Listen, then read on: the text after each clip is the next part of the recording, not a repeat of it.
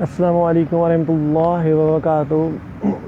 ہر زمانے میں دگرگوں ہے طبیعت اس کی، کبھی شمشیر محمد صلی اللہ علیہ وسلم، کبھی چوب کلیم،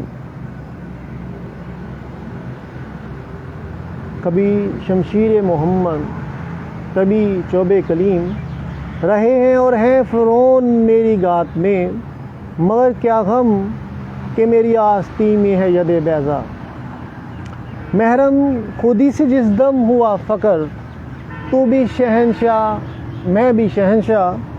ہمت ہو اگر تو ڈھونڈ وہ فقر، جس فقر کی اصل ہے حجازی۔ وہ فقر غیور جس نے پایا، بے تیغ و سنا ہے مرد غازی۔ مومن کی اسی میں امیری، اللہ سے مانگ یہ فقیری۔ ایک فقر ہے شبیری، اس فقر میں ہے امیری، میراث مسلمانی سرمایہ شبیری۔ میراث مسلمانی سرمایہ شبیری، میراث مسلمانی سرمایہ شبیری۔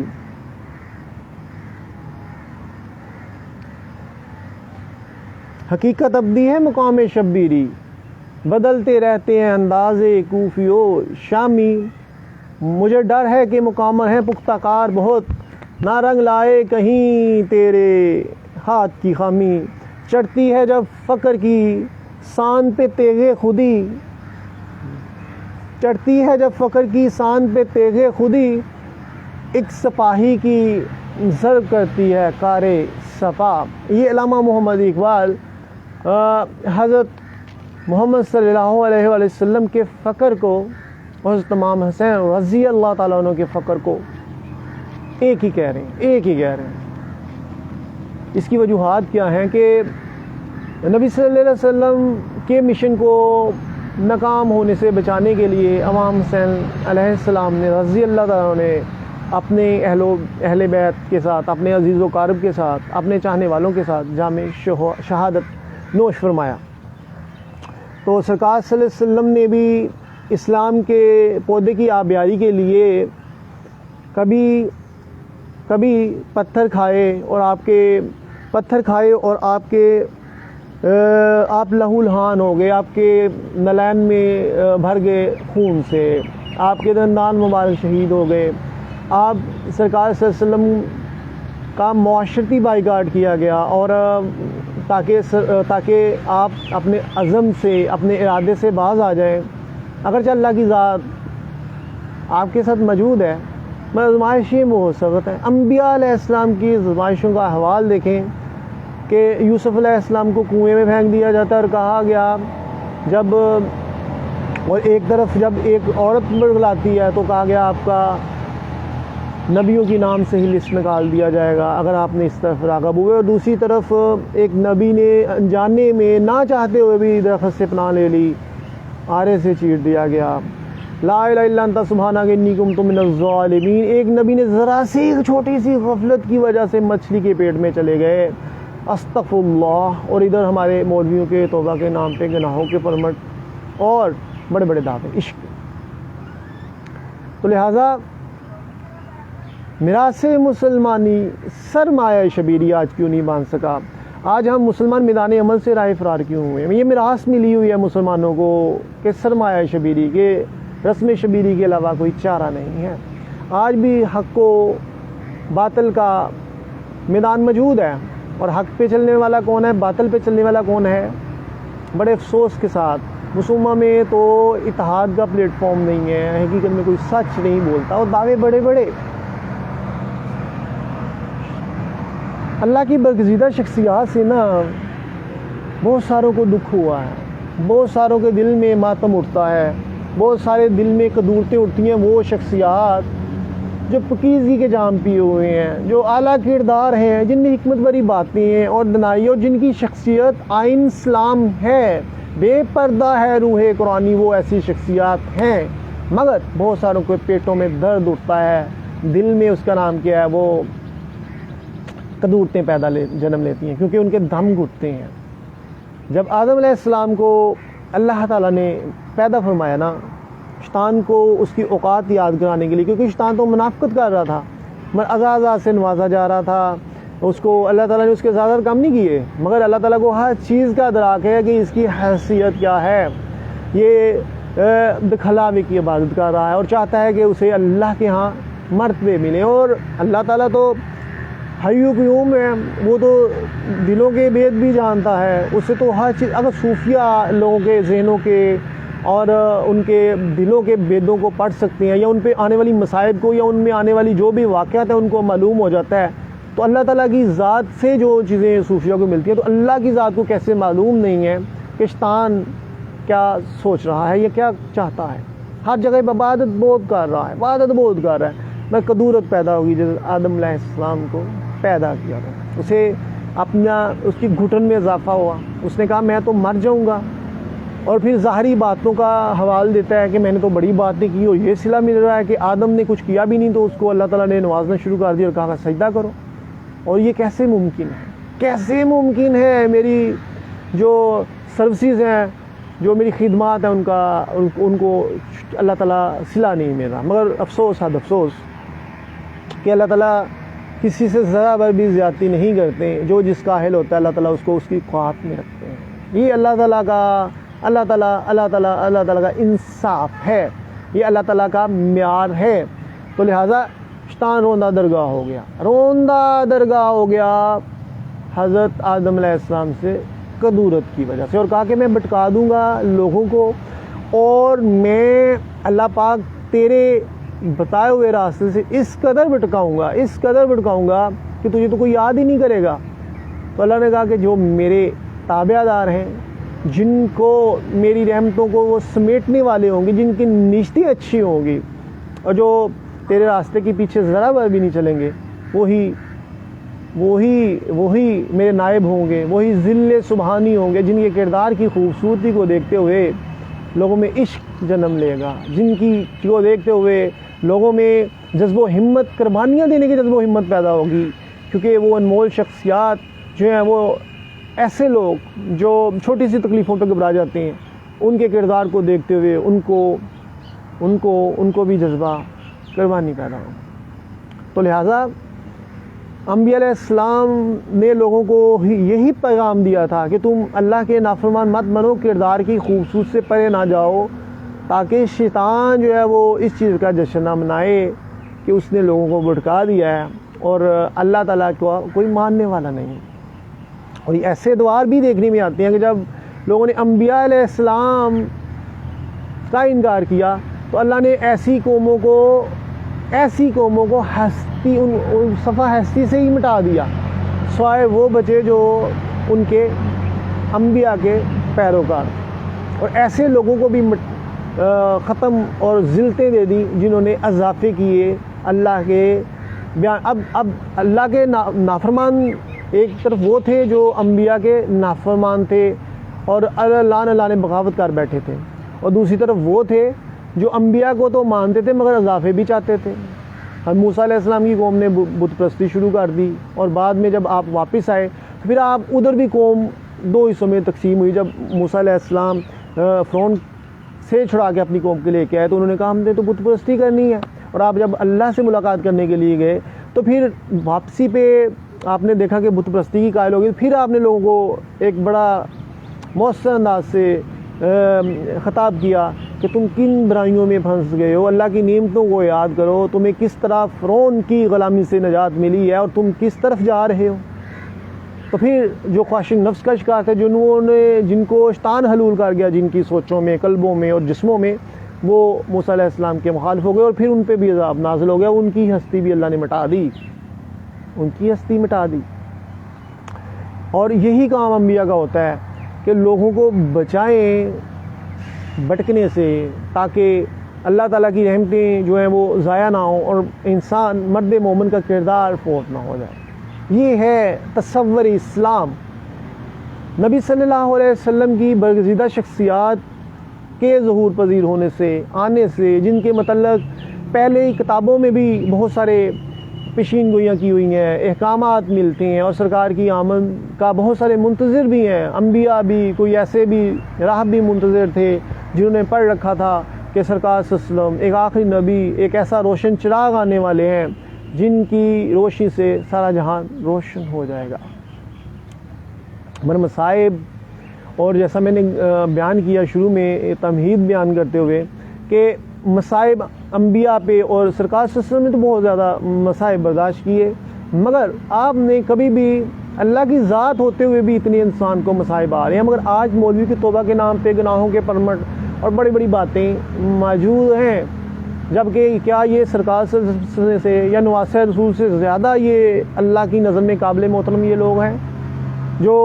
ہر کام شیطانی کر کے سمجھتے ہیں کہ ان کے جھمکے کے پرمٹ دے دیے ہیں کہ انہوں نے فلاں فرقے کو فالو کر کے عشق کا پرمٹ لے لیا ہے؟ نہیں، ایسا بالکل نہیں ہے۔ تو لہٰذا ختم نبوت کے آنے سے انبیاء کی تنسیخ بھی ہوگی اور فرقوں کی بھی تنسیخ ہوتی ہے۔ امام مہدی علیہ السلام آئیں گے، وہ بھی تنسیخ کر دیں گے تمام فرقوں کی۔ تو لہٰذا جب تک مرد مومن نہیں نظر آتا، کردار نظر نہیں آتا، ان کی چاندی ہے سب فرقہ والوں کی، جو ہی کوئی آئے گا تو ان کی ساری دکانیں ختم ہو جائیں گی۔ تو لہٰذا فکر اقبال کے حوالے سے ہم بات کر رہے ہیں، فکر اقبال کے حوالے سے ہم بات کر رہے ہیں کہ اقبال بھی کردار کی خوبصورتی کی بات کرتے ہیں، یک رنگی کی بات کرتے ہیں، اللہ سے لو لگانے کی بات کرتے ہیں۔ سرکار سے فیض ہو، وہ مومن نہیں جو صابر الاق نہیں۔ سرکار نے ایک مثالی معاشرہ قائم کر دیا۔ حضرت اویس کرنی رضی اللہ تعالیٰ عنہ کا مقام دیکھیں کہ سرکار کے دور میں اور والدین کی خدمت کرتے ہیں اور سرکار سے ملاقات کے بھی خواہاں ہیں، مگر سرکار سے ملاقات نہیں ہوتی اور واپس آ جاتے ہیں، مگر حالت بیداری میں سرکار کو دیکھ بھی لیتے ہیں۔ ہمارا صحابہ رسول میں ان کا جو ہے نام نہیں آ رہا، تابعین میں آ رہا ہے، تو لہٰذا دیکھ لیتے ہیں۔ اب جتنے بعد از زمانے آنے ہیں تو ان کے دل کی کو ایک امید پیدا ہوتی ہے کہ اویس کرنی نے سرکار کو دیکھ لیا، تو صوفیہ اعظام بھی حالت بیداری میں سرکار کا دیدار کرتے ہیں۔ سب سے جو کم سٹیج ہے وہ سرکار کا دیدار خواب میں کرنے کی ہے، مگر اس سے بڑی سٹیج تو یہ ہے کہ حالت بیداری میں دیدار ہو جائے۔ تو بعضوں کی تو یہ ہوتی ہے کہ جن کو سرکار خود انگلی پکڑ کے چلاتے ہیں، کئیوں کا یہ مقام ہے۔ سید جلال الدین سیوطی رحمۃ اللہ علیہ، سید جلال الدین سیوطی رحمۃ اللہ علیہ نے 60 دفعہ اس سے زائد سرکار دو عالم صلی اللہ علیہ وسلم کا حالت بیداری میں دیدار کیا، مگر یہ اسی وقت ممکن ہے جب آپ کے کردار میں یک رنگی ہوگی، پاکیزگی ہوگی، پھر آپ کا دیدار، آپ سرکار خود چل کے آ جائیں گے۔ بعض لوگ حج کرنے جاتے ہیں اور حاجی صاحب تو کلا لیتے ہیں، مگر حاجی جیسے صاف نہیں ہوتے، زبان سے کہہ بھی دیا لا الہ الا اللہ تو کیا حاصل، مسلمان دل و نگاہ مسلم نہیں تو کچھ بھی نہیں، مسلمان نہیں تو کچھ بھی نہیں۔ اصاف بھی تو پیدا کرو، ڈگری لے لی ہے مگر الف بے لکھنی نہیں آتی، ڈگری ہمارے پاس موجود ہے، ایم اے انگلش ہو گئے ہیں مگر ہمیں انگلش بولنی نہیں آتی، ہم مسلمان ہو گئے ہیں مگر مسلمانوں کے اوصاف ہی نہیں ہیں، اقبال کا شہین ہی نظر نہیں آتا۔ تو کیسے ممکن ہے کہ ہم جو اپنے مفروضے گھڑ بیٹھے ہیں مذہب کے حوالے سے اور کہتے ہیں کہ ہم بڑے تیر مارے ہیں، مگر یہ جتنے بھی دین کے اضافے کرنے والے ہیں، حضرت عمر فاروق رضی اللہ تعالیٰ عنہ نے دین میں اگر الصلاۃ خیر من النوم کا جو اضافہ کیا تھا تو کیا اس میں باقی اذان تو نہیں پڑھنا بھول گئے مسلمان؟ وہ تو اسی طرح ہے، مگر اسی کو حجت بناتے ہیں نا لوگ۔ اسی طرح قرآن کو اگر جمع کیا گیا تو وہ صرف اضافے تو نہیں قرآن میں ہوئے نا، وہ تو جمع کیا گیا، ظاہری طور پہ قرآنی شکل دی گئی، مگر اس کا یہ مطلب تو نہیں کہ قرآن میں اضافہ نعوذ باللہ کسی نے کر دیا ہو۔ مگر ادھر کیا ہو رہا ہے، ادھر اضافے اس قدر کر دیے گئے ہیں دین میں کہ سچ کوئی نہیں بولتا، شرم و حیا کسی میں نہیں ہے، کسی کی زبان سے کوئی محفوظ نہیں ہے، باطل کا مارگا ہو تو کوئی لڑنے کے لیے تیار نہیں ہے۔ اور یہی آج کفار جو ہے ظلم کر رہے ہیں اور کوئی کفار کے اوپر کوئی مسلمانوں کو لاہ عمل ہی نہیں ہے، امت مسلمان کو عالمی سطح پہ کوئی مسلم لیڈر نظر نہیں آتا، اگرچہ بڑے بڑے مسلمانوں کے حکمران جیسے رجب طیب اردغان ہیں، جیسے سعودی عرب کا ولی عہد ہے، وہ اپنے آپ کو عالمی اسلام کے لیڈر کہلاتے ہیں، مگر ان کی بے بسیاں دیکھ کے ہم یہی کہتے ہیں کہ جو ہم نے طریقہ مطالعہ کیا ہے تو مرد مومن، مرد مجاہد بے بس نہیں ہوتا، اللہ کی رحمتیں اور طاقتیں ان کے پاس ہوتی ہیں، رہے ہیں اور ہیں فرعون میری گات میں، مگر مجھے کیا غم کہ میری آستین میں ہے ید بیضا، ید بیضا۔ ید بیضا کا مطلب یہ ہے کہ اللہ کی مدد آپ کے ساتھ ہے۔ صوفیہ اعظم اس وقت تک تبلیغ نہیں کرتے جب سرکار کا حکم نہیں ہو جاتا یا سرکار، اور وہ بھی تبلیغ ایسے نہیں کرتے جیسے مولوی کرتے ہیں 24 گھنٹے تبلیغیں کرتے ہو، نو،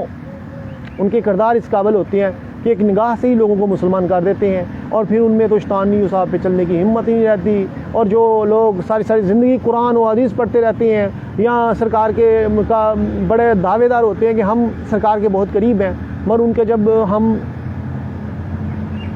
ایکشن اینڈ ریئیکشن دیکھتے ہیں تو وہ اسلام کی تعلیمات کے مطابق نہیں ہوتا، یعنی کہ ان کی تربیت نہیں ہوئی، ان کے کردار میں کھوٹ ہے۔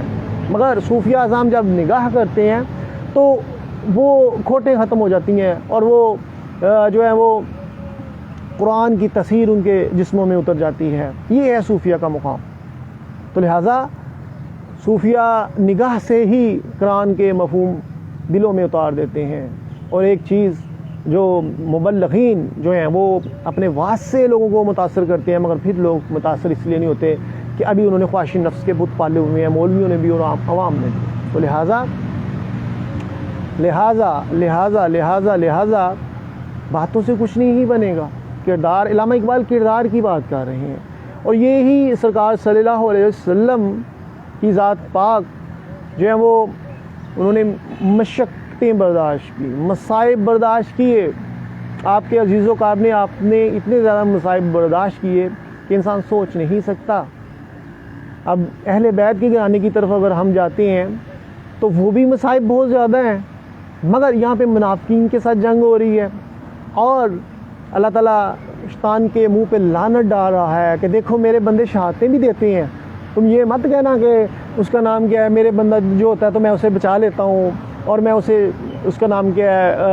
اور تم کہتے ہو کہ تو اللہ پاک تو بچا لیتا ہے، اس لیے یہ جو ہے نا وہ ثابت قدم رہتے ہیں۔ اللہ تعالیٰ کہتا ہے یہ دیکھو کتنی شہادتیں ہو گئی، بچوں تک شہید کر دیا گیا، اور کیا ہوا کہ ثابت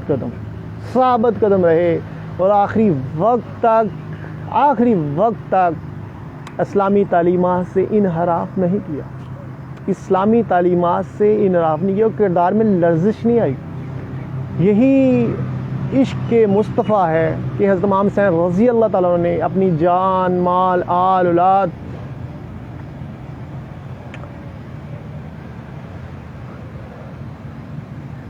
سرکار کی بارگاہ میں سرکار کے لیے اپنی جان کا نذرانہ دے دیا، اللہ کی راہ میں جان کا نذرانہ دے دیا۔ یہی مفہوم ہے عشق کا کہ آپ اپنی جانوں سے زیادہ سرکار سے عقیدت ہوں۔ تو ورنہ شیطان کیسے جیت سکتا ہے؟ شیطان تو جیت ہی نہیں سکتا، نہ طاقتی طاقتیں۔ اب شیطان وغلا رہا ہے، اب وہی جیسے میں نے اپنی تمہید باندھی کہ شیطان چیخا کہ اس کے آدم کی موجودگی میں میری ہستی مٹ گئی ہے۔ اسی طرح جو نبی کے فالوور ہیں، پیروکار ہیں، کیونکہ وہ نبی صلی اللہ علیہ وسلم کی تعلیمات کے عکاس ہوتے ہیں، ان کا سرکار کا عکس ہوتے ہیں صوفیہ، تو شیطان چیختا ہے، شیطان لڑائیاں کرواتا ہے، اور ان کے مخالف بناتا ہے ان لوگوں کو مخالفت پہ لے آتا ہے جو متکبرین ہوتے ہیں، جو بد کردار ہوتے ہیں، تاکہ متعلقہ شخصیت کو جو ہے وہ اس کو ختم کیا جائے، تاکہ کہیں یہ صوفیانہ انداز میں جو اللہ کی رحمتوں کی امین ہستی ہے، اس کی موجودگی میں تو کائنات میں بہار آ جائے گی۔ لوگ اخلاق و کردار سیکھیں گے، لوگ شیطانیت سے بیزاری سیکھیں گے، لوگ رحمان کے قریب تر ہوتے جائیں گے، لوگوں کے دلوں میں کہیں عشق جو ہے وہ نہ آ جائے، اور اگر لوگوں کے دلوں میں عشق آ گیا تو لوگ تو عشق کی جو ہستی جو ہے وہ اشاق تو اپنی ہی دنیا میں پھر مست ہو جاتی ہیں، پھر ان میں دنیا کی ظاہری نمود و نمائش سے بھی غرض نہیں رہتی۔ جتنے شیطان نے پھندے پھیلائے ہوئے ہیں خواہش نفس کے یا دوسرے تیسرے، وہ سارے ختم ہو جاتے ہیں، بلکہ ان کے تو رغبت اللہ سے قائم ہو جاتے ہیں، وہ دل کی آنکھ سے اللہ کو دیکھتے ہیں۔ تو پھر ایسے میں اللہ تعالیٰ کے احکامات کو محسوس کرتے ہیں، اللہ کی ذات کو محسوس کرتے ہیں۔ تو ایسے میں شیطان مرتا ہے کہ اللہ کا بندہ نہ ہو، کہیں اللہ کے بندے کی موجودگی میں اگر اب خواجہ صاحب کی موجودگی میں چشت اہل بہشت، خواجہ صاحب کے دور میں بہت زیادہ صوفیہ اعظام ولی پیدا ہوئے ہیں، یہ خواجہ صاحب کے فیوز و برکات کی ہی نسبت سے ہے۔ اس طرح غوث اعظم رحمۃ اللہ علیہ، داتا صاحب رحمۃ اللہ علیہ، جتنے بھی صوفیہ اعظام ہوئے ہیں انہوں نے بڑی گزیدہ شخصیات پیدا کی ہوئی ہیں، بڑی گزیدہ شخصیات پیدا کی ہوئی ہیں کہ جس میں شیطان کا دم گھٹتا ہے۔ خاص تم نے فاروق رضی اللہ تعالیٰ عنہ کو دیکھ کے شیطان اپنا راستہ بدل لیتا تھا۔ آج میں اگر وہ مفہوم بیان کروں کربلا کے حوالے سے، یا وہ کیسے کیسے چیزیں ہوئی، تو میں نہیں بیان کر سکتا، کیونکہ وہ حقائق پہ مبنی حقیقتیں بہت سارے نہیں سن سکیں گے، کیونکہ لوگوں کو مرچ مسالے بھی تھوڑے چاہیے ہوتے ہیں، اور تھوڑا سا نا اختلاف رائے کے ساتھ لوگ بیان کرتے ہیں۔ میرا اختلاف رائے نہیں ہے کسی سے بھی، میں ان عظیم شخصیات کو جو اصحاب رسول ہیں، جو اہل بیت ہیں، ان کو سلام پیش کرتا ہوں۔ انہوں نے دین میں اضافے نہیں کیے، اگر کسی حوالے سے اختلاف تھا بھی تو وہ ایک لاہ عمل کرنے کے حوالے سے تھا، نہ کہ اسلام میں اضافے کے حوالے سے۔ آج اسلام میں اضافوں کی لڑائیاں ہو رہی ہیں، جبکہ وہ لڑائی ان کی اس لیے نہیں تھی کہ وہ اس کا نام کیا ہے دین میں اضافے کے حوالے سے، بلکہ وہ تو ایک مشرکین اور منافقین کے خلاف لاہ عمل کے حوالے سے کچھ اختلاف ہو سکتے ہیں، مگر یہ نہیں تھا کہ کوئی رائے فرار کر رہا ہو حق سے۔ تو لہٰذا حضرت عمر فاروق کو شہید کر دیا گیا اس لیے کہ اگر عمر ہوتے تو ساری دنیا میں اسلام نہ پھیل جائے، اور اس قدر تیزی کے ساتھ اسلام پھیلا تھا۔ پھر وہی کچھ خود ساختہ منافقین پیدا ہوئے، وہ کہتے ہیں ہم بھی کتاب اللہ پڑھتے ہیں، ہمیں حکومت کا موقع ملنا چاہیے، اور نبی کے اصحاب ہی کیوں مسند خلافت میں بیٹھے۔ تو لہٰذا اہل بیت کے جو امام ہیں ان کو شہید کر دیا گیا۔ امام مالک رحمۃ اللہ علیہ کو ساتھ جتنا غلط سلوک کیا گیا، امام شافعی کے کے متعلق پلاننگیں جو بنائی گئیں بادشاہ وقت نے متکبرین نے، وہ بھی اب دیکھیں ایک طرف سچائی پہ نکلنے والے کون ہیں اور عمل کرنے والے کون ہیں؟ جو با کردار ہیں، ان میں کوئی منافق نہیں ہے، جھوٹا نہیں ہے، یو ٹرن لینے والا نہیں ہے، بد کردار نہیں ہے، بلکہ ایک اعلیٰ اخلاق کے مقام پہ فائز ہیں، وہی ان سے اللہ تعالیٰ کام لیتا ہے کہ ان کو کافروں، مشرکین، متکبرین کو بچھاڑنے کے لیے یہی تسلسل اگر دیکھا جائے تو صوفیہ اگر تنہا پرتھوی راج چوہان کا خاتمہ کر سکتے ہیں، داتا صاحب جو ہیں وہ رائے راجو جو بعد میں شیخ ہندی کے لقب سے منسوب ہو جاتے ہیں، وہ حاکم پنجاب بھی ہیں، اور پاکستان اور انڈیا کا پنجاب اکٹھا ہے، وہ اتنے بڑے پنجاب اور وہ اوپر سے طاقتور شخصیت بھی ہے جس سے اپنی طاقت کا تکبر بھی ہے، انہیں رائے راست پہ لے جا کے آ سکتے ہیں۔ تو واقعہ کربلا میں تو امام جن کو دیکھتے ہوئے صوفیہ کی آنکھیں ٹھنڈی ہوتی ہیں اور امام کے انکار کی طرح وہ بادشاہ وقت کا انکار کرتے ہیں، تو امام کے لیے بھی کوئی بڑی بات نہیں تھی یہ، مگر یہ ازل سے چیزیں لکھ دی گئی تھیں کہ شہادت ہے مطلوب و مقصود مومن، نہ مال غنیمت نہ کشور کشائی۔ تو یہ جتنا بڑا انسان کا مقام ہوتا ہے اللہ اتنی بڑی قربانی لیتا ہے۔ تو لہٰذا صوفیہ اعظام اگر تنہا ہے، موسیٰ علیہ السلام تنہا اپنی قوم کو لے آئے، صوفیہ اعظام تنہا لوگوں کو اشتانوں سے چنگل سے آزاد کرواتے ہیں تاکہ لوگ فحاشی میں، بدکاری میں، بے حیائی میں، غلط قسم کے معاشرے میں نہ پھنس جائیں، جب یہ پھنسیں گے تو خدا کی بارگاہ سے روندہ درگاہ ہو جائیں گے۔ تو لہٰذا اشتان سے بچاتے ہیں صوفیہ اعظام انسانوں کو، تاکہ اللہ کا ربط نہ ختم ہو بندوں سے، جب ان کے دل پکیزہ ہوں گے تو پھر ہی وہ خدا کے قریب تر ہوں گے۔ تو لہٰذا یہ شہادت جو تھی یہ اللہ تعالیٰ کی طرف سے ہی اس کا نام کیا ہے لکھ دی گئی تھی، ورنہ مگر جو کربلا میں جو عظیم شخصیات تھے، ایک طرف ہزاروں کا مجمع تھا اور ایک طرف تنہا چند لوگ تھے، مگر ان کی بہادری کی داستانیں دیکھتے ہیں تو ہم حیران ہوتے ہیں کہ ان کی تربیتیں کس قدر تھیں، ان کے نظریات اور احساس اور کس قدر پختگی تھی اور لرزش نہیں تھی ان کے کردار میں۔ اور آج کا مسلمان خواہش نفس کا شکار ہو کے اشتان کے لبادے اوڑھ کے معاشرہ تباہ کر رہا ہے، اور ایک طرف وہ عظیم شخصیات ہیں کہ دشمن کے سامنے شہادتیں نوش کر رہے ہیں، لڑ رہے ہیں، ان سے موتیں بھی سامنے نظر آ رہی ہیں، مگر وہ خدا کے دین سے انحراف نہیں کر رہے۔ آج ہم آزاد ہونے کے باوجود ہر طرح کی کوئی کسی کو زبردستی کوئی اشتان کے طرف راغب نہیں کرتا، مگر سب اشتانی سوچوں کو فالو کر رہے ہیں۔ آج میجورٹی آف دا پیپل 99% لوگ جھوٹ بولتی ہیں، اشتان جیت گیا نہیں جیتے گا، ایسے میں جو سچ بولے گا وہی جیتے گا۔ تو لہٰذا اس طرح تو اللہ کو کوئی نہیں مانتا، کیونکہ اللہ کی تعلیمات پہ صحیح معنوں میں عمل پیرا کوئی نہیں ہے، تو کیسے پھر اسلامی فلاحی ریاست کا تصور قائم ہوگا یا مسلمانوں کو عروج حاصل ہوگا؟ جب مسلمان ہی دین سے باغی ہو جائیں گے، کردار ختم ہو جائیں گے۔ اگر اسلامی ہیروز کا ہے ان کو مقامت ملے تو کردار کی خوبصورتی سے، صوفیہ نے تنہائیں دنیا فتح کی ہیں خالی ہاتھ تو کردار کی خوبصورتی سے، پاکستان مان گیا تو کردار کی خوبصورتی سے۔ یہی علامہ اقبال فرماتے ہیں کہ میراث مسلمانی سرمایہ شبیری۔ حضرت امام حسین رضی اللہ تعالیٰ عنہ نے بھی یہی چاہتے تھے کہ کردار کی خوبصورتی ختم نہ ہو. ایک بد کردار انسان مسنت میں بیٹھے گا تو فحاشی یعنی ظلم و زیادتیوں کو، معاشرے میں لاقانونیت کو پروان چڑھائے گا. اور اسلام کے جو مذہب ہے جس کے لیے اتنی زیادہ قربانیاں دی گئیں، اب وہ قربانیوں کا اثر بھی ظاہر کرنے کی کوشش کر رہا تھا جب وہ ایک منافق قسم کا انسان برسکدار آئے گا، کیونکہ وہ اسلام تو امن کا داعی ہے، وہ ظلم و زیادتیاں بڑھائے گا، ظالموں کے ساتھ مل کے مزید ظلم بڑھائے گا. مگر اسلام تو ظالموں کا سر کاٹتا ہے اور مظلوموں کے دلوں میں مرہم رکھتا ہے تاکہ خدا کا ربط ختم نہ ہو، مخلوق اور بندے، خدا کا اور بندے کا ربط ختم نہ ہو. یہی صوفی کا کام ہوتا ہے. صوفی یہ نہیں کہتا کہ میرے کام کرو، میری پوجا کرو، میرے اس کا نام کیا ہے، مجھے پیسے لے کے اور میں کھانا کھا لوں کیونکہ میرے اللہ بہت قریب ہے. نہیں، وہ پیٹ پہ پتھر باندھتے ہیں. وہ اپنے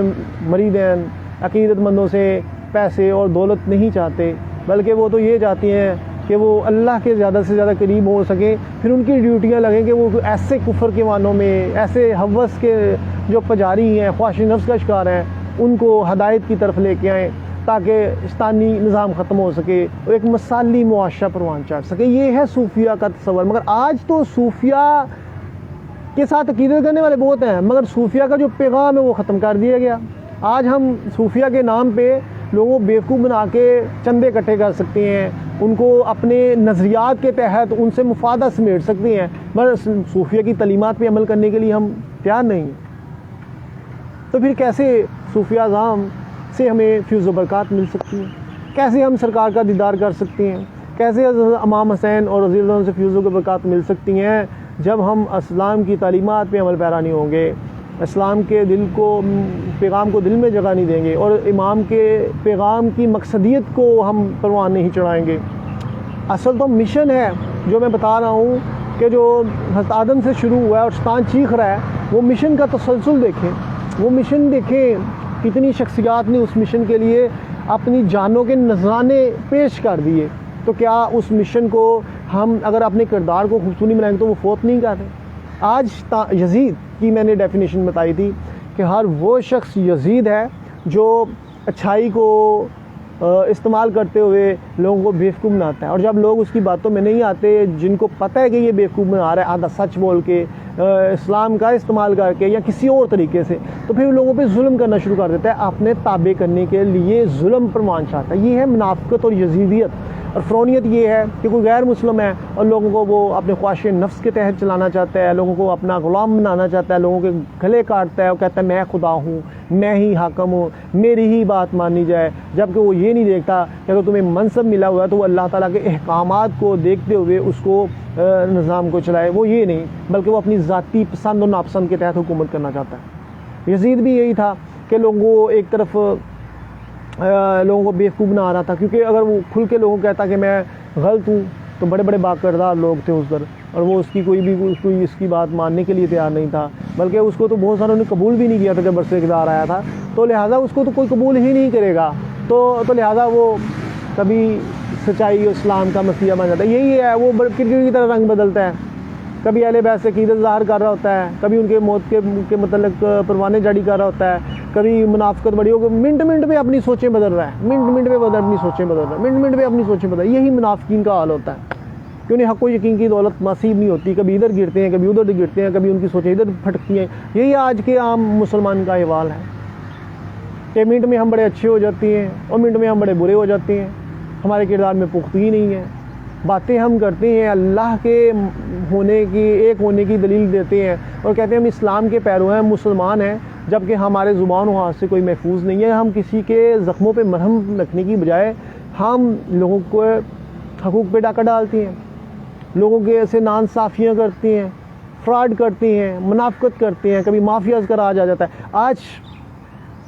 اگر مثالی ہم مسلمان ہوتے تو ہمارا پاکستان بہت زیادہ ترقی کر رہا ہوتا. یزیدی سوچ آج بھی موجود ہے. یزیدی آپ دیکھیں، جو میں ڈیفینیشن کر رہا ہوں یزید کی، تو سوچیں کتنے یزید کے پیرو ہیں. جہاں پہ ظلم ہے، جہاں پہ ناانصافیاں ہیں، جہاں پہ حرام کھانا ہے، جہاں پہ خود شاختہ نظریات ہیں، یہ خواہش نفس ہے کہ ہر کوئی اپنے خواہش نفس کے تحت ہر کوئی جینا چاہ رہا ہے. میں جو اللہ کہتا ہے کہ میرے میں رنگتے ہوئے تم کائنات کا نظام تبدیل کرو، چراغ سے چراغ جلے گا تو روشنی ہوگی. مسلمان ایک لڑی میں پروئے جائیں گے تو پھر ہی کافروں کے دلوں پہ ہیبت طاری ہوگی، اور وہ کس کی ہیبت سے صنم سہمے رہتے ہو، منہ کے بل گھر کے اللہ کو قل هو احد کہتے ہو. اس طرح کا علامہ اقبال کا شعر ہے، مجھے یاد نہیں آ رہا، پہلے بھی میں نے پڑھنے کی کوشش کی، میں پڑھا، آپ تھوڑا سا ٹوٹا پھوٹا بیان کر دیا. میں بالکل بھی تیاری نہیں کرتا، میں آپ کو مذاق کے علاوہ بیان کر رہا ہوں کہ ایک لمحے کے لیے تیاری نہیں کرتا، میں مفہوم مانتا ہوں کہ میں نے یہ بولنا ہے اور میں بول دیتا ہوں، اور کچھ ریفرنس کے طور پہ کچھ چند اشعار لکھ لیتا ہوں تاکہ جو ہے نا صحیح معنوں میں اس کی ترجمہ نہیں کر سکوں. میں اشعار یاد بھی نہیں کرتا اقبال کے. تو لہٰذا میرا اصل مقصد یہ ہوتی ہے کہ میں جو میں بیان کرنا چاہ رہا ہوں وہ مفہوم دل میں اترے، نہ کہ میں لوگوں کو یہ بتاؤں کہ میں نے ریفرنس کتنے اچھے کوڈ کیے ہیں. ریفرنسز کا تقریباً سب کو پتہ ہوگا. یہ شعر جو میں نے نہیں پڑھ سکا دوستوں کو یاد ہوگا، مگر میں جو اصل بات بتانا چاہ رہا ہوں کہ کردار کیسے، اور یہ شیطان جو ہوتا ہے نا، وہ شیطانی وہ دماغ ڈھونڈتا ہے جو بٹکے ہوئے ہوں، جو منافقت کا لبادہ اوڑے ہوں، جو جھوٹے ہوں، یو ٹرن لینے والے ہوں، بد کردار ہوں، حرام کھانے والے ہوں، ظلم و زیادتیاں کرنے والے ہوں، منافقت کرنے والے ہوں، معاشرے میں انتہا پسندی پھیلانے والے ہوں، معاشرے کا امن تباہ کرنے والے ہوں. ایسے دماغوں کو شیطان ہائی جیک کرتا ہے، پھر ان سے کام لیتا ہے، پھر ان کو اپنی مرضی کے تحت چلاتا ہے. صوفیہ کو اگر جذب و مستی ملتی ہے اللہ کی مدد سے، وہ اس لیے ملتی ہے کہ وہ ان میں یکرنگی و پاکیزگی ہوتی ہے، تو اللہ تعالیٰ ان سے کام لیتا ہے اور اللہ تعالیٰ ان کو اپنے لیے چن لیتا ہے اور کہتا ہے کہ تم نے میری کائنات کا نظام ٹھیک ہے نا. اسے کہتے ہیں ذل سبحانی، اللہ کا نائب. اور دوسری طرف شیطان منافق ہیں، ان کو شیطان چنتا ہے، شیطان چنتا ہے ایسے لوگوں کو جو بد کردار. اسی لیے اسلام تمام انبیاء علیہ السلام کی تبلیغ کا مشن جو ہوتا ہے، انبیاء علیہ السلام کی قومیں تباہ ہوگی بد کرداریوں کی وجہ سے، برے ہونے کی وجہ سے، اللہ سے نافرمانی کی وجہ سے. تو اسی طرح نبی صلی اللہ علیہ وسلم بھی کردار کی بات کرتے ہیں، مثالی معاشرے کی بات کرتے ہیں، تاکہ شیطانیت کا راج ختم ہو جائے. شیطانی سوچے نہ تک نہ آپ میں رہیں، آپ لا حول ولا قوت الا باللہ بڑے، شیطان بھاگ جائے، آپ کے دیکھ کے شیطان بھاگ جائے. شیطان کی زندگی آپ کی زندگی میں ذرا بھی دخل نہ ہو، یہی اسلام کا پیغام ہے. ہماری ادھر تو مولوی توبہ گناہوں کے نام پہ توبہ کے پرمٹ مانے ہوئے ہیں، تو ایک بھی اچھا مسلمان نظر نہیں ہے. مثلاً کہہ دیا میں نے تمہیں مسلمان، مثلاً کہہ بھی دیا مسلمان تجھے، تیرے دل میں نہیں گرمی یوم النشور، مجھے عشق کی آگ اندھیرا ہے، مسلمان نہیں راگ کھڑے. میں ادھر کفر کے فتوے نہیں بانٹ رہا، میں یہ کہہ رہا ہوں کہ جب کردار ختم ہو جاتے ہیں تو ہم اللہ کی بارگاہ سے روندہ درگاہ ہو جاتے ہیں. شیطان کا کردار ختم ہو گیا، منافق تھا، روندہ درگاہ ہو گیا. جو بھی برے لوگ ہیں خدا کی رضا کے روندہ درگاہ ہوتے ہیں. اللہ نے بغاوت کی ہوئے، ہم نے جان بوجھ کے ہم جھوٹ بولتے ہیں، جان بوجھ کے ہم لوگوں کو سزا دیتے ہیں، جان بوجھ کے ہم حرام کھاتے ہیں، جان بوجھ کے قتل و غارت کرواتے ہیں، جان بوجھ کے لوگ فحاشی کرتے ہیں اور بھی کہتے ہیں اللہ بخش دے گا، جبکہ ہم میں سیلف کنٹرول نہیں ہے، ہم اپنی ذات کو عزت نہیں دیتے. اللہ میں کیسے بخشے گا یار؟ اور ہمارے دل میں ایمان نہیں ہے تو پھر اللہ کی رحمتوں کا نزول کیسے ہوگا؟ یہ صوفیہ کی زندگی پڑھ کے پتہ چلتا ہے، اسلام پہ ریسرچ کر کے پتہ چلتا ہے. اور جو بٹکے ہیں وہ بٹکے ہی رہتے ہیں، جو اپنی اصلاح نہیں کروانا. تو انعام بھی ان پہ ہوتا ہے جو بھٹکتے نہیں ہیں، اللہ تعالیٰ بھی ان کو چنتا ہے جو بھٹکتے نہیں ہیں، جو پل پل میں گرگٹ کی طرح رنگ بدلتے ہیں. بڑے لوگ ہیں جو منافقت کا لبادہ اوڑھتے ہیں اور کہتے ہیں ہم بڑے حق پہ ہیں، مگر حق پہ نہیں ہوتے. تو آج یزیدی سوچیں ہیں تو معاشرے میں ظلم و زیادتیاں ہیں نا، یزیدی سوچیں ہیں تو لوگ خدا کی ذات سے مایوس ہو کے قتل و غارت کروا رہے ہیں. آج روز قتل و غارت کی داستانیں رقم ہو رہی ہیں. آج یزیدی سوچیں ہیں تو اس کا نام کیا، کوئی اپنی ڈیوٹی فرائض اچھے طریقے سے انجام نہیں دے رہا. جج کا کام ہے انصاف کرنا، وہ انصاف کرنے سے قاصر ہے. پیسہ چل رہا ہے ہر جگہ پہ، جو بھی لوگوں کو کیسز اتنے سالوں چلتے ہیں، انصاف نہیں ہوتا. جب ججز ہی انصاف نہیں دیں گے، جب قانون کے محافظ ہی آپ کو تحفظ نہیں دیں گے، تو یقیناً آپ کے لیے بھیڑیوں اور قاتلوں اور لٹیروں آپ کو منتظر ہوں گی کہ آپ کو کسی نہ کسی انجام تک پہنچا دیں. یہ سیاست سے ہٹ کے بات کر رہا ہوں، میں عام عوام کی بات کر رہا ہوں، جن کو کیڑوں مکوڑوں کی طرح مارا جاتا ہے، جن کو بے معنی سے قیدیں ملتی ہیں اور ہراسمنٹ میں رکھا جاتا ہے اور تباہ ان کی زندگی کی جاتی ہے. غریب کے بچوں کی کوئی زندگی محفوظ نہیں ہے، نہ انہیں اچھی ایجوکیشن ہے، نہ ان کے لیے بنیادی سہولیات ہیں، بلکہ ان کو جگہ ٹیکس لگا کے ریاست کوئی ان کو سہولیات نہیں دے رہی. اسی طرح غریب کا بچہ تو اپنی جو تحفظ ہے وہ بھی کرنے سے قاصر ہے. غریب کا بچہ تو جو چھوٹی موٹی اسے زندگی سازشیں وہ بھی کوئی نہ کوئی بھیڑیا اس طاقت میں کو میں ان سے چھین لوں تاکہ وہ زندگی کی خواہشیں حاصل کر سکے، مگر اسے یہ نہیں پتہ کہ کسی کی چیزیں چھین کے، کسی کو نقصان پہنچا کے ان کی زندگی بھی پرخواہش نہیں رہتی، کیونکہ حقیقی معنوں میں تو اللہ کنٹرول کر رہا ہے سارا نظام۔ تو لہٰذا جتنے بھی حوث کے پجاری وہ تباہ ہو جاتے ہیں۔ بس صوفیہ اعظام کے پاس کچھ نہیں ہوتا، خالی ہاتھ ہوتے ہیں، مگر اللہ کی نعمتیں ہوتی ہیں تو وہ اللہ کی نعمتوں کے امین ہوتے ہیں، کیونکہ وہ انہیں ضائع نہیں کرتے۔ ایک ٹینکی میں جتنا مرضی پانی بھرتے جائیں، مگر اگر ٹینکی لیک کر رہی ہے تو پانی نہیں بھرے گا۔ جب آپ کی سوچیں ہی پھیتی ہیں اور نہ اوپر سے نیچے سے آپ میں سیلف کنٹرول ہے، تو کیسے آپ اللہ کی بارگاہ میں مقبول رہ سکتے ہیں؟ آپ تو باطل اور غلط قسم کے نظریات میں پھنس رہے ہیں۔ تقلید سے نکارا نہ کر خودی کو، اپنی خودی کو، کا اس کی حفاظت کے یہ گوہر ہے یہ گانا۔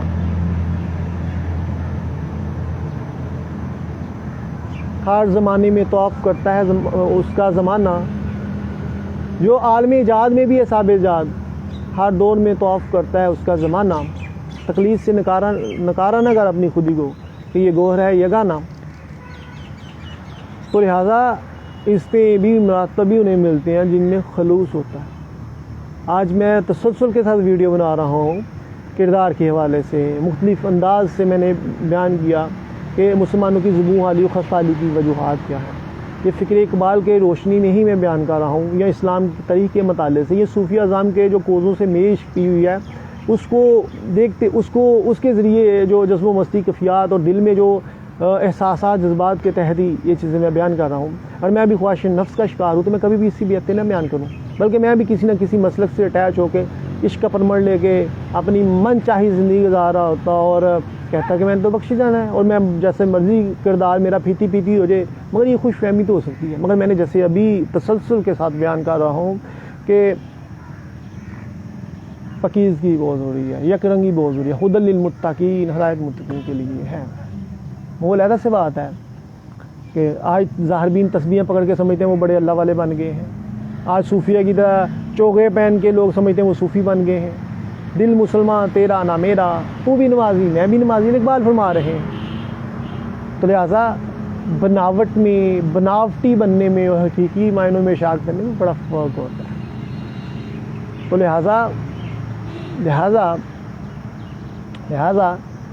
لہٰذا آزمائش سے پتہ چلتا ہے کہ کون حق پہ ہے اور کون باطل پہ ہے۔ جو بناوٹی ہوتے ہیں نا منافقین، وہ بھی عیاں ہو جاتے ہیں۔ آپ کو مصیبت پڑی ہو تو پتہ چل جاتا ہے آپ کا کون ہمدرد ہے کون ساتھی ہے، کیونکہ سب ساتھ چھوڑ جاتے ہیں۔ اگر آپ سچ پہ ہیں، میں عام روٹین میں کہہ رہا ہوں کہ اگر آپ کو کوئی پیسوں کی ضرورت پڑ جاتی ہے اور سارے کہتے ہیں تو غریبی نکلنے ادھار دینا ہے، واپس کرنا ہے، یا لٹکا چھڑے گا ادھار،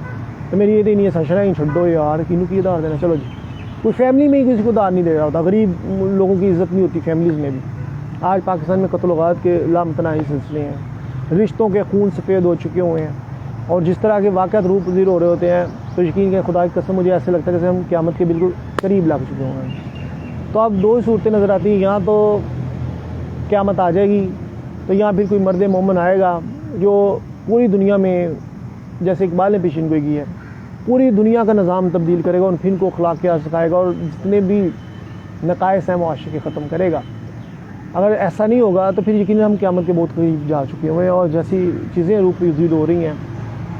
تو ہم نے تمام حجتیں دلیلیں مکمل کر لی ہیں کہ اب خاتمہ ہوا جائے۔ تو لہٰذا اللہ تعالیٰ بھی کی عبادات میں کمی اگر ہم سے ہوتی ہے، نقص آ جاتا ہے کہ ہم اس احساس کے ساتھ اللہ کے ہاں بات نہیں کر سکتے، مگر اللہ تعالیٰ ہمیں معاف کر دیتا ہے اگر ہماری نیتیں ٹھیک ہیں۔ ایک اور عشق مجازی کے تحت میں آپ کو یہ مثال سمجھاؤں گا۔ ایک عورت ہے، اسے کھانا نہیں پکانا آتا اتنا اچھا، اتنا خود ذائقہ کھانا نہیں پکاتی، نہ اسے گھر کی صفائی کا اتنا اچھا شعور ہے، مگر اگر وہ پاکیزہ اور یک رنگ ہے نا تو شعور اس کی ہزاروں خامیاں معاف کر سکتے ہیں۔ مگر اگر ایک عورت بد چلن ہے نا، وہ جتنی مرضی پرفیکٹ ہے، کھانا پکانے میں، پہننے اوڑھنے میں، رہنے سہنے میں اور ہر معاملات میں بڑی پرفیکٹ ہے، مگر وہ اپنے آپ کو عزت نہیں دیتی اور وہ خواہش نفس کا شکار ہے اور بلا وجہ منہ باہر مار رہی ہے، تو وہ شخص اسے ایک لمحے کے لیے بھی غیرت مند شخص اپنے پاس نہیں رکھے گا۔ کیوں؟ کیونکہ اس نے ڈائریکٹ کویسچن مارک ڈال دیا ہے اپنے شوہر کی ذات پہ کہ یہ تو اسے سیکچولی مطمئن نہیں کر سکتا، یا وہ بٹکی ہوئی ہے، بد کردار ہے اس لیے، یا جو بھی ہے جو بھی صورت نکلتی ہے، تو لہٰذا وہ اسے طلاق دے دے گا کہ تم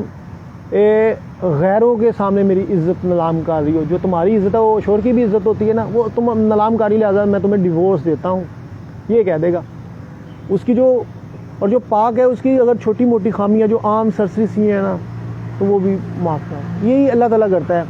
کہ عبادات میں اگر چھوٹا موٹا ہمارا ذہن اس کنسنٹریشن پہ نہیں جا رہا جس پہ صحابہ رسول اہل بیت نماز پڑھتے تھے، مگر اللہ تعالیٰ کہتا ہے چلو یہ میری بارگاہ میں آئے تو صحیح۔ مگر جب ہم نماز پڑھنے کے باوجود اگر فحاشی اور بدکاری میں مبتلا ہو جائیں گے، نماز تو برائی اور بے حیائی سے روکتی ہے، اور اسلام کا لبادہ اوڑھتے ہیں، مگر ہم شیطانی صاف پہ چلیں گے اور شیطان کو خوش کریں گے، پھر اللہ تعالیٰ میرے ہوتا درگاہ کر دیتا ہے، کہتا ہے فارغ ہو تسی، مینوں تہاڈی کوئی ضرورت نہیں ہے، تسی ناہل نکمے ہوندے تو علاوہ ناہل اور نکما جیسے عورت کی مثال سمجھائی کہ وہ عورت نکمی ناہل ہے، مگر پاکیزہ یک رنگ ہونے کی وجہ سے اس کی خامیاں بھی اتنی نہیں، کیونکہ امپروو کرنے کے چانسز ہیں۔ اور ایک شخص اپنی ہستی کو ہی مٹا رہا ہے اور شیطان کو خوش کر رہا ہے، تو اللہ تعالیٰ کہتا ہے تم نے شیطان کو خوش کیا، اب شیطان کے پاس ہی جاؤ، میری رحمتیں تم پہ نہیں برسیں گی اور تم فارغ ہو۔ تو یہ چیزیں اب عشق مجازی دیکھا جائے، وہ اسلام اللہ تعالیٰ عشق مجازی میں شاک ایک دوسرے کی پرستش کر رہے ہوتے ہیں، اور انہیں تو اس قدر ہو جاتی ہیں، بعض مجنون دیوانے انہیں تو شریعت سے بھی پرے چلے جاتے ہیں، کہ شریعت سے پرے جانے کا مطلب ہے کہ وہ عبادات میں بھی بعض نان مول ہوتے ہوں، مگر کیا ہے کہ وہ اپنی ہی ہستی مٹھا بیٹھتے ہیں، اور جیسے دیکھنے میں آتی ہیں عشقیہ داستانیں کہ اب مجنون دیوانے پہ نماز فرض نہیں ہے، اس طرح جب عشاق مجنون دیوانہ ہو جاتے ہیں تو ان پہ نمازیں فرض نہیں ہو سکتی، اگر نہیں بھی پڑھتے ہیں، کوتاہیاں آ رہی ہیں تو وہ بھی اللہ تعالیٰ ہوستا معاف کر دے، مگر اللہ تعالیٰ بدکاری بے حیائی کو پسند نہیں کرتا، اللہ تعالیٰ منافقت ریا کاری کو پسند نہیں کرتا، اللہ تعالیٰ ظلم و زیادتی کو پسند نہیں کرتا، مگر اور وہ بھی مدہوشی کی، اگر وہ ہوش میں ہیں، ابھی صوفیہ اگر ہوش میں ہیں تو ان پہ تو نمازیں جائز ہیں، پڑھنا ضروری ہے، نہیں پڑھیں گے تو وہ سزائیں کے مستحق ہوں گے، مگر اگر وہ جذب و مستی کی اس قدر کیفیت میں چلے جاتے ہیں کہ وہ مجنون دیوانے ہو جاتے ہیں، تو پھر چونکہ ان کو تو اپنا ہوش نہیں ہے، تو پھر وہ مدہوشی کی وجہ سے ان کو شریعت بھی اٹھا لی جاتی ہے۔ تو لہٰذا ایسے میں جو منافقین رایہ کار ہیں، اللہ تعالیٰ پھر ان کو بتاتا ہے کہ دیکھو یہ پاکیزہ یک رنگ ہیں، ان میں خواہش نفس نہیں ہے، ظلم نہیں کرتے، حرام نہیں کھاتے، ان کی زبان سے سب محفوظ ہیں، مگر یہ اگرچہ اپنے حال میں مست ہیں، تو ان کے جو دوسری چیزیں ہیں میں وہ معاف کر رہا ہوں کہ یہ اگر میری احکامات پہ عمل درآمد نہیں کر رہے، مگر میں اس سے اگنور کر رہا ہوں، کیونکہ یہ شیطان کو خوش نہیں کر رہے، انہوں نے اپنی ہستی مٹا دی ہے عشق کی وجہ سے۔ لہٰذا اس لیے صوفیہ اعظام میں تو بعض ہوش میں باہوش صوفیہ ہیں اور بعض مدہوشی کے عالم میں ہوتے ہیں، ان سے اللہ اس قدر قربانیاں مانگتا ہے کہ ان کے تو بال بھی اتنے بڑے، مٹی پڑ جاتی ہے، اس کا نام کیا ہے، اور دل ان کے صاف ہوتے ہیں، مگر وہ زندگی کی خواہشیں ساری چھین لیتا ہے اللہ تعالیٰ، اور لوگ ان پہ تانا دے رہے ہوتے ہیں، وہ لوگ تانا دے رہے ہوتے ہیں جو بد کردار، جھوٹے، منافق ہوتے ہیں، دل ان کے غلیظ ہوتے ہیں، مگر ان کے ظاہر بین تو ہوتے ہیں، ظاہری طور پہ ان کے اسٹیٹس بڑے اچھے ہوتے ہیں۔ جو یہ اسٹیٹس کا کنسیپٹ کہاں سے آیا؟ یہ آئی یورپ سے ہے، لبرل سوچوں کی طرف سے آیا، اچھے سے اچھا پہننا، اچھے سے اچھا اوڑھنا اور خود کو بناؤ سنگار کرنا، مگر دل اتنے غلیظ اور گندے کہ شیطانیت ہیوی ہے ان پہ۔ اللہ تعالیٰ صرف ظاہری طور پہ صاف رہنے کا حکم نہیں دیتا، اللہ تعالیٰ دلوں کی صفائی بھی چاہتا ہے، دلوں کی سچائی بھی چاہتا ہے۔ تو اگر دل ہی صاف نہیں ہے، ظاہر بین پہ، اگر گدھے پہ ایک ہیرو جواہرات کی چادر ڈال دی جائے تو کیا گدھا اس قابل ہے کہ وہ اس کو عزت میں اضافہ کر سکے، ہیرو جواہرات کا پاس رکھ سکے کہ یہ بڑھ کو اچھے شخصیت پہ پڑی ہوئی چادر ہے؟ اسی طرح ایک گندے دل میں کبھی بھی رب نہیں سما سکتا، اور اللہ تعالیٰ بھی ایسے لوگوں کو پسند نہیں کرتا۔ ہدی للمتقین، لہٰذا اسلام میں نہ اضافے کی اجازت دیتا ہے اللہ، نہ اسلام کی تعلیمات کا کسی کو مذاق اڑانے کی اللہ تعالیٰ اجازت دیتا ہے، نہ ہاں انفرادی طور پہ اگر کسی میں کمی کوتاہی ہے دین کے حوالے سے تو اللہ تعالیٰ کہتا ہے جب اچھا مثالی معاشرہ ہوگا تو لوگوں کو احساس ہوگا تو لوگ خود بخود ٹھیک ہو جائیں گے، مگر اللہ تعالیٰ اس چیز کی اجازت نہیں دیتا کہ لوگوں کو آپ بلا وجہ تنگ کریں، ان کے مال غضب کریں یا ان کو قتل و غارت کریں یا ان کو زبان سے اذیتیں پہنچائیں. اسلام یہ بھی منع کرتا ہے. مگر اگر آپ لوگوں میں چھوٹی موٹی کوتاہی ہو سکتی ہے کہ لوگ اس احساس کے ساتھ دین کو محسوس نہیں کر رہے, کہ لوگ اس کا نام کیا ہے اس احساس سے دین محسوس نہیں کر رہے کہ جس احساس کے ساتھ ہونا چاہیے, جیسے اہل بیت اور صحابہ رسول کے ہیں, جیسے صوفیہ کا ہے اس کا نام کیا انداز. مگر اللہ تعالیٰ یہ بھی اجازت نہیں دیتا کہ آپ بد کردار ہو جائیں, منافق ہو جائیں, جھوٹ بولیں, جھوٹ ہوئیں, بد کرداریاں کریں, معاشرے میں انتہا پسندی پھیلائیں. اللہ تعالیٰ کہتا ہے کہ حد میں رہو, حد میں رہو, حد میں رہو. ہاں اگر کوئی اچھا بنائے راز ہوگا, اچھا مبلغ ہوگا, اچھا حکمران ہوگا, تو جو قوم کی جو ہے نا لفظیں وہ بھی ختم ہو جاتی ہیں اور ایک مثالی معاشرہ قائم ہو جاتا ہے. مگر اگر اچھا حکمران نہیں ہے تو وہ چاہے گا کہ بد کرداریاں عروج پہ ہوں, بد کرداریاں فروغ پائیں, تاکہ لوگ جو ہیں وہ خدا سے دور ہونے کی وجہ سے وہ پھر اس کا نام کیا, اس کو یہ نہیں کہیں گے کہ تم تو بد کردار, تم تو اس سیٹ کے اہل ہی نہیں, جیسے یزید اہل نہیں تھا. تو اسی طرح بد کردار حکمران بد کرداریاں فروغ دلاتے ہیں معاشرے میں تاکہ ان کی حکومت کو طوالت مل سکے. وہ اسی لیے برے لوگوں کو سپورٹ کر رہے ہوتے ہیں. اور یہی یزیدی سوچ ہے کہ اللہ تعالیٰ کے احکامات کو چھوڑ کے, چاہے کوئی مبلغ ہے, چاہے کوئی سیاستدان ہے, اگر وہ اللہ تعالیٰ کے احکامات کے مطابق اپنی حکومت نہیں چلاتا تو وہ یزیدی سوچ کا رہا ہے. پاکستان کا کانسٹیٹیوشن بھی یہی کرتا ہے کہ ایک حکمران سچ بولنا چاہیے, بد کردار نہیں ہونا چاہیے, وہ اسلامی تعلیمات کا مذاق اڑانے والا نہیں ہونا چاہیے, اسلامی تعلیمات کو فروغ دینے والا ہونا چاہیے, اور ایک مثالی معاشرہ قائم کرنے والا ہونا چاہیے. اس میں اس کی زیادہ بھی خود غرضیاں نہیں ہونی چاہیے.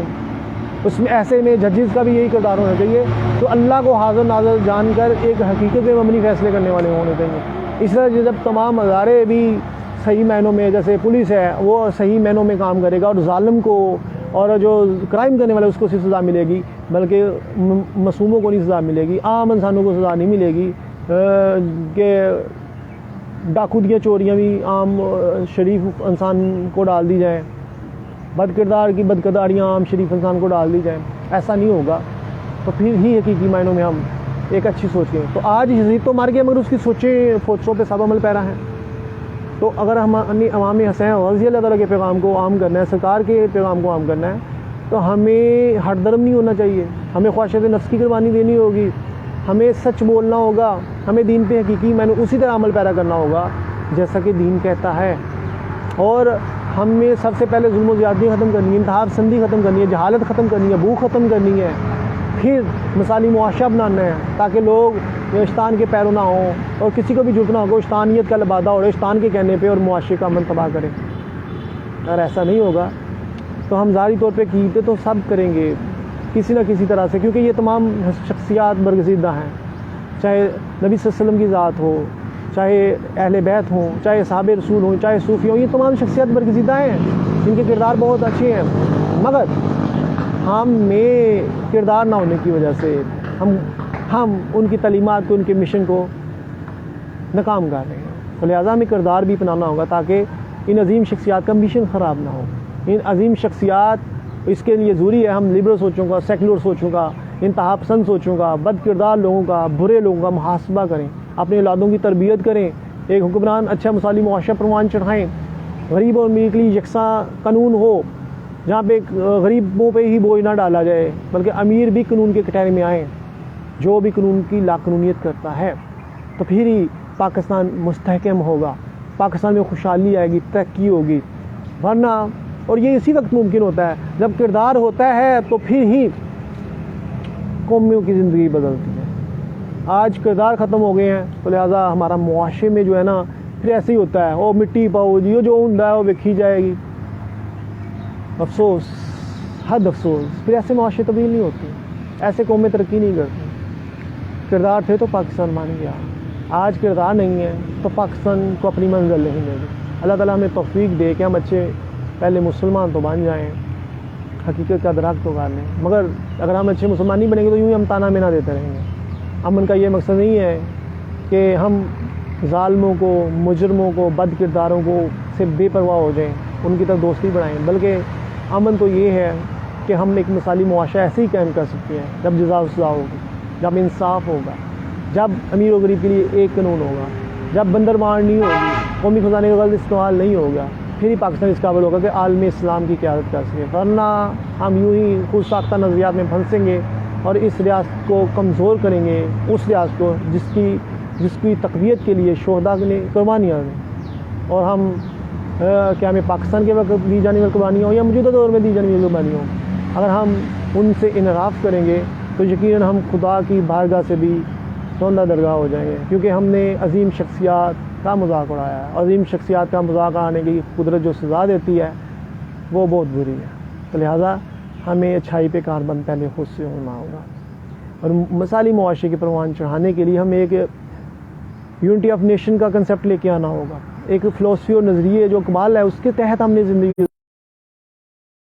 اپنی منازل کی طرف قدم اٹھانے ہوں گے، ورنہ ہم یوں ہی بے حیثیت رہیں گے اور پھر ہمیں خدا سے یہ شکوہ نہیں کرنا چاہیے کہ ہم بے حیثیت کیوں، کیونکہ اللہ تعالیٰ نے سب کچھ بتا دیا۔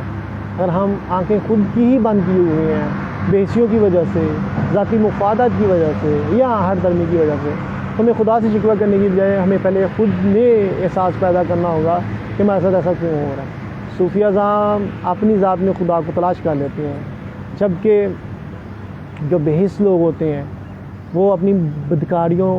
برائیوں، فحاشیوں اور ہٹ درمیوں اور